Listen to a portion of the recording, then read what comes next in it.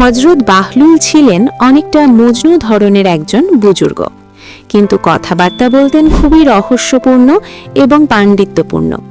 এ কারণে তাকে মানুষ পণ্ডিত বাহলুলও বলতো বাহলুল হাকিম।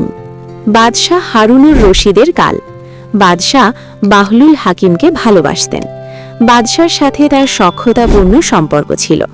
বাদশাহ তার সাথে রসিকতাও করতেন। তিনি ঘোষণা দিয়ে রেখেছিলেন, বাহলুল যখনই আমার সাথে দেখা করতে চাইবে কেউ যেন তাকে বাধা না দেয়, সোজা যেন আমার কাছে পৌঁছে দেয়। একদিন বাহলুল হাকিম এমনিতেই বাদশাহ হারুনুর রশিদের কাছে গেলেন। বাদশাহ অনেকটা রসিকতা করেই হাতের ছুরিটি বাহলুলের হাতে তুলে দিলেন। মিয়া বাহলুল, এই ছুরিটি আমি তোমার কাছে আমানত রাখছি। এই পৃথিবীতে যদি তোমার চেয়ে বেকুফ কোনো ব্যক্তিকে পাও, তাহলে আমার পক্ষ থেকে এই ছুরিটি তাকে উপহার স্বরূপ দিয়ে দিও। ছুরিটি বাহলুল নিলেন, কিন্তু কোনো কথা বললেন না। বাদশাহ ইঙ্গিতে তাকে বোঝাতে চেয়েছিলেন, বাহলুল, এই পৃথিবীতে তোমার চেয়ে বোকা আর কেউ নেই। বাহলুল ছুরিটি নিজের কাছে রেখে দিল। কথাবার্তা চলছে, আসা যাওয়াও হয়। এরই মধ্যে কয়েক মাস, কয়েক বছর কেটে গেল। একবার বাদশাহ হারুনুর রশিদ অসুস্থ হয়ে পড়ল। অসুস্থতায় তার অবস্থা একেবারে কাহিল। শয্যাশায়ী বাদশাহ চলাফেরা করতে অক্ষম। চিকিৎসকগণ কোথাও যেতে নিষেধ করে দিয়েছেন। একদিন সংবাদ পেয়ে দরবেশ বাহলুল বাদশাহ হারুনুর রশিদকে দেখতে গেল। আমিরুল মোমিনিন, কি খবর? বাহলুল, খবর আর কি বলবো, সামনে দীর্ঘ সফর। কোন দিকে সফর আমিরুল মোমিনিন? পরকালের সফর। আচ্ছা, তো সেখানে সৈন্য সামন্ত পাঠিয়েছেন কতগুলো? তাঁবু টানানোর ব্যবস্থা হয়েছে কি? বাহলুল, তুমি তো দেখে আশ্চর্য ধরনের কথা বলো।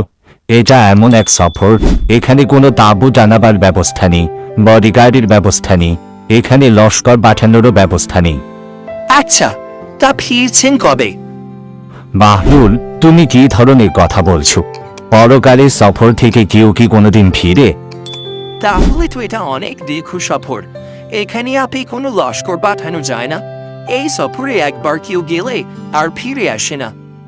হ্যাঁ বাহলুল, এটা এমনই এক সফর।